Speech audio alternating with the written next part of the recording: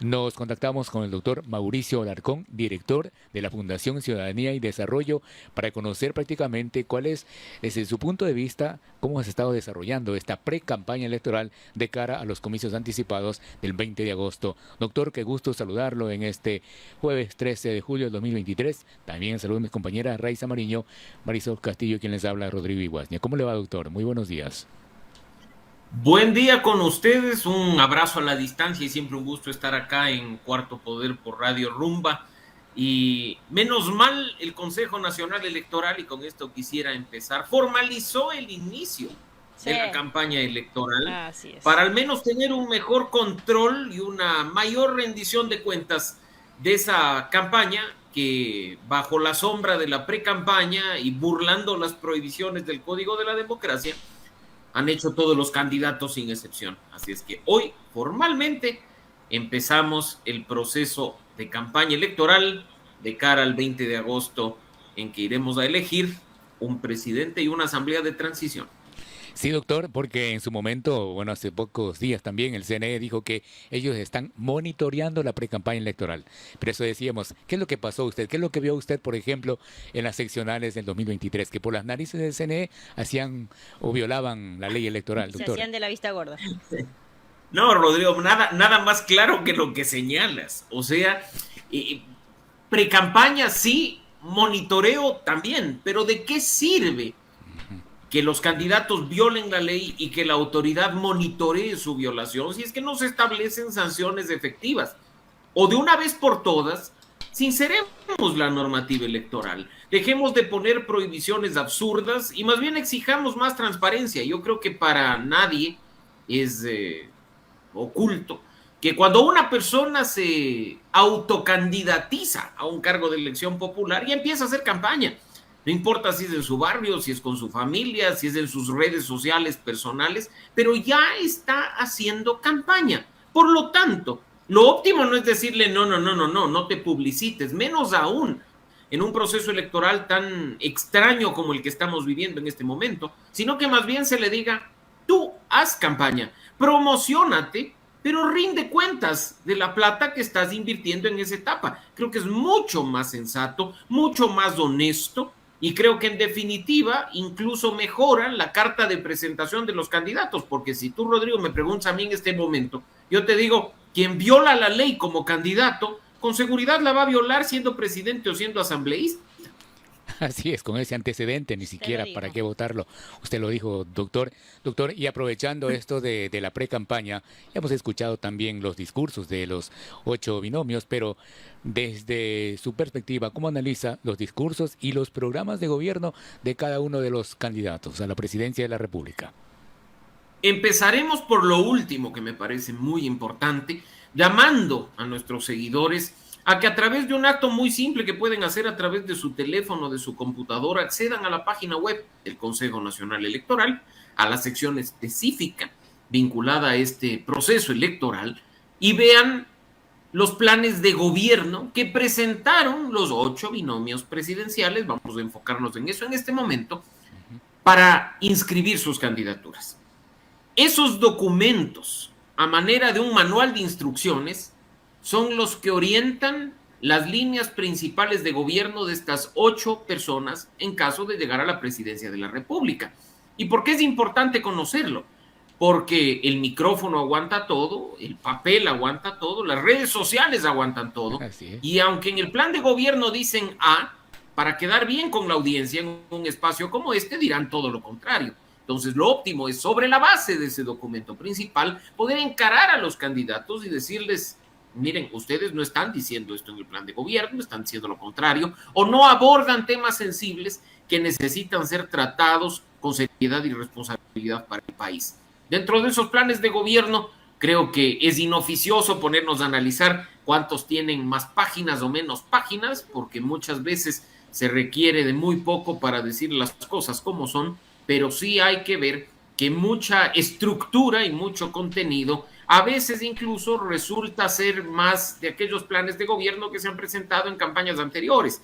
No corresponden a las estadísticas actuales, ni siquiera se han actualizado en muchos casos datos que ya disponemos como ciudadanos a propósito de los tres problemas principales: la inseguridad, la crisis económica y la corrupción.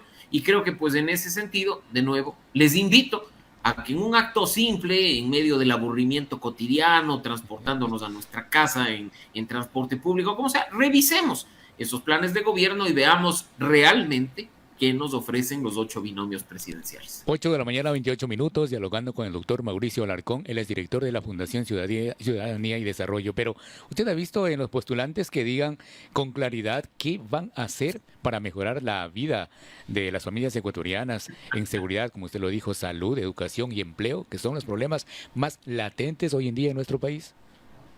Me encanta la pregunta por una simple razón. Nadie aborda con claridad el cómo. Muchos te dicen el qué. Muchos te identifican el problema, porque basta incluso revisar una simple encuesta para saber cuáles son las principales preocupaciones de los ecuatorianos. Pero la clave está en el cómo. Creo que todos coincidimos en que el país, por ejemplo, atraviesa una crisis de inseguridad terrible, pero cada candidato no debería quedarse en su plan de gobierno en decir: hay una crisis de inseguridad y esto es lo que se debe hacer, combatir a la inseguridad, además de un tanto obvio, sino el cómo. ¿Qué voy a hacer? Voy a co-crear planes de seguridad con la ciudadanía, voy a aterrizarlos en función de las realidades de cada provincia del país que difieren mucho entre sí, voy a invertir más recursos en dotar de mejor tecnología a la Policía Nacional, de dar mayor y mejor infraestructura para combatir el crimen, pienso reformar leyes. Si uno entra a esta sección del Consejo Nacional Electoral, va a ser muy simple darnos cuenta quienes abordan con mayor responsabilidad y con menor responsabilidad, por supuesto, un tema tan sensible como esto. Muchos te dicen el qué, muchos te dicen el por qué, pero casi ninguno te dice el cómo, que es fundamental en estos casos. Doctor Alarcón, pero en este corto tiempo, año y medio que tendrá que gobernar, porque es un gobierno de transición, ¿cree que todas estas propuestas puedan ser ejecutables o hay propuestas demagógicas y más que nada populistas? Clarísimo el tema. Quien llegue a la presidencia de la República, además de haber una segunda vuelta a finales del año 2023, gobernará de manera efectiva un año y medio a lo mucho. Además, si esa persona tiene interés electoral de cara al próximo periodo de 4 años completos, empezará su campaña en febrero de 2024. El periodo es muy corto para grandes obras de infraestructura, como las que mencionan algunos planes de gobierno, o para acciones sostenidas y complicadas de muchos años, como mencionan otros tantos en sus documentos. Por eso es vital que nos informemos para, desde la ciudadanía, reaccionar con sensatez y saber que si el gobierno que está por salir nos decía que 2 años es muy poco tiempo para ver resultados, bastante menos es un año y medio y probablemente tampoco los veamos. Ahora, doctor, ¿y cuál es ese perfil del presidente de la República que requiere hoy en día el Ecuador? Partamos de una persona con ética y con integridad, Rodrigo. Porque muchos nos exhibirán sus credenciales académicas, de experiencia, de trayectoria. Otros ya nos están diciendo: yo he creado empleo, como la gran carta de presentación, pero hay que ver sobre todo la ética y la integridad, para que después no nos salgan con sorpresas, no nos salgan con cuñados incómodos o con gerentes de empresas públicas que terminan fugándose al sur del continente. Y te digo, eso es fundamental, ética e integridad, además no solo del candidato a la presidencia o del binomio presidencial. En espacios como este, que llegan tan bien a la ciudadanía, mi invitación a ustedes, a que a los candidatos que con seguridad van a volver a desfilar por estos micrófonos o no han llegado todavía algunos de ellos, preguntarles quiénes son sus equipos, quiénes están acompañando, quiénes son sus posibles miembros de gabinete. ¿Quién financia la campaña? Efectivamente. Cuidado, y por ahí después vemos campañas millonarias, como sucedió en las seccionales, que rinden cuentas por unos pocos cientos de dólares, porque todo lo demás se va por otro lado. Entonces, hay que empezar a hacer preguntas incómodas desde ya, pero como digo, sobre todo, buscar un presidente o una presidenta, hay una candidata mujer, que tenga a la integridad, a la ética, a la honestidad como valores principales frente a un problema tan serio como el que tenemos en general, ¿no? La seguridad se combate también terminando con la impunidad. En el caso de lo que está sucediendo en nuestro país, la impunidad tiene relación directa con la corrupción. La crisis económica es lo mismo. Así es que veamos ese primer componente, creo yo. Ahora, por ejemplo, hoy que estamos en este proceso de elecciones anticipadas al ciudadano común, el de a pie, en el carro, en el transporte, se escucha, aquí se quiere un presidente con mano dura. De los 8 binomios se ve a alguien con mano dura y que aplique y haga frente, por ejemplo, a las mafias y al crimen organizado. La preocupación por la inseguridad es enorme y creo que la compartimos todos, Todos. pero salir con el discurso fácil de la mano dura puede traer consecuencias. Estamos viendo que eso puede resultar paliativo de manera inmediata, pero no soluciona el problema a mediano y largo plazo. Y una persona que accede al principal cargo de representación del país, que es la presidencia de la República, tiene que no solo pensar con inmediatez, sino en soluciones que sean sostenibles en el tiempo y que ataquen el problema de fondo. Eso es algo que no se ha visto. No se trata acá de salir a decir vamos a dar más armas a la policía para que salga a disparar en definitiva, o vamos a aplicar con mucho más fuerza para meter en la cárcel a todo el mundo. Si el problema de fondo, que incluso a veces no depende únicamente de nosotros, sigue ahí latente, entrará a una fase de un sueño parcial y después resucitará quizá con más fuerza. Así es que los problemas tan críticos como el de la inseguridad tienen que atacarse de manera profunda, con soluciones integrales que además se trabajen de la mano de la ciudadanía. No necesitamos, Rodrigo y amigos, una hada madrina que venga con una varita mágica que cambie todo de la noche a la mañana. Lo que necesitamos es una persona que, con los pies sobre la tierra y escuchando a los ciudadanos, empiece a actuar para trabajar por nosotros. Pero ya hemos escuchado por ahí que se creen salvadores de la patria y dicen que ya tienen experiencia, ya lo han hecho y que ahora es una nueva oportunidad. ¿Cómo interpretar esas expresiones que tienen ciertos candidatos? Oportunidades las hay indiscutiblemente y son las que damos los ciudadanos a quienes a través de la política quieren acceder a un cargo de representación. Pero así como damos oportunidades, también las quitamos.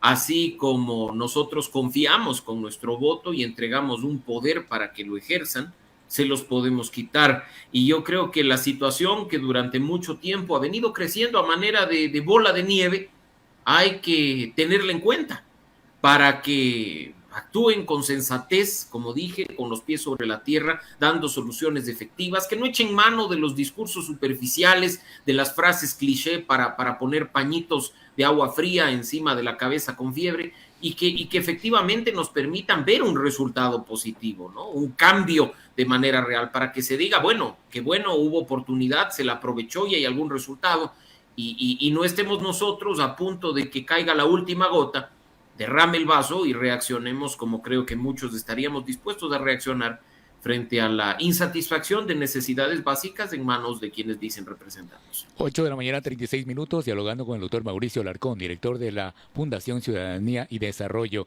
Para cerrar ya este tema, usted, a diferencia de las elecciones del 2021, donde elegimos también a las autoridades, en este caso al presidente de la República, ¿cree que hay una especie de polarización o cuál es el diagnóstico que tiene usted?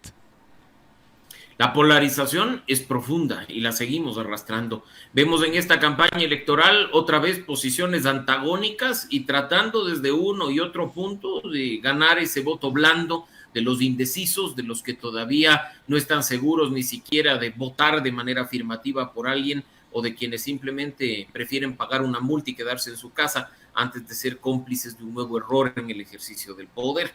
Así es que en ese sentido hay que prestar atención a lo que está pasando, al entorno, a la movida entre los candidatos, insisto, hacer preguntas incómodas, hurgar en la vida de quienes quieren acceder a un cargo de poder y en ese sentido, pues, apostar, esperemos, para que esta polarización que tanto daño nos ha hecho como país se venza en el corto plazo y empecemos a pensar en función de Ecuador, en función de que todos somos ecuatorianos, de que todos enfrentamos los mismos problemas y que las ideologías, para muchos, por supuesto, son importantes, pero para quienes están ejerciendo la política terminan siendo tan importantes que se pelean en el Pleno de la Asamblea Nacional y en los corredores terminan abrazándose y tomando cafecito. Doctor, y precisamente ya para entrar al Poder Legislativo, desde su punto de vista, ¿cómo analiza que más de la mitad de legisladores que fueron cesados por efectos de la muerte cruzada están buscando la reelección? Y hay nuevos también, pues, ¿no? Que buscan, están en su derecho. No hay una ley que los prohíba que no puedan ser reelectos, pero imagínense, aquellos, ¿para qué ha servido entonces la muerte cruzada si van a regresar los mismos de siempre? Qué gran oportunidad tenemos ahí también de premiar con el voto a quienes durante esos poco más de 2 años hicieron algo al interior de la Asamblea Nacional y castigar a aquellos que se pasaban jugando en su teléfono, que pasaban pidiendo comida para alimentarse en el Pleno, o aquellos que veían más importante declarar al bizcocho patrimonio nacional o ensalzar la riqueza energética del agua Yusa, en lugar de atender la prioridad del país en materia de seguridad, de economía o de transparencia e integridad. Así es que qué gran oportunidad tenemos para poner un alto, además, a aquellos que han encontrado en la política, en la representación, en la Asamblea Nacional. Y se han cambiado de camiseta, doctor. Ahora ya están por otras tiendas políticas. Eso voy. Su única forma de vida y con todo el respeto que se puede tener a las personas por el simple hecho de serlo, tener en cuenta a los camiseteros que incluso hace poco decían que el sueldo que les pagamos los ecuatorianos no les alcanzaba ni para una semana de sueldo, de vida, de trajinar, y pues ahora están buscando regresar, no sé con qué intenciones, ¿no? Esperemos en ese caso, insisto, que la oportunidad que tenemos todos nosotros de premiar a quienes lo han hecho bien y castigar a aquellos que se han burlado de la representación del país, arme una asamblea distinta, tengamos un órgano que efectivamente nos represente y del cual sentirnos orgullosos, no aquel que una semana después ya tiene índices de aceptación de un dígito y tiene poca credibilidad y confianza. Muchas gracias al doctor Mauricio Alarcón. Él es director de la Fundación Ciudadanía y Desarrollo, dando su punto de vista sobre este proceso electoral que estamos abocados todos los ecuatorianos. Un excelente día.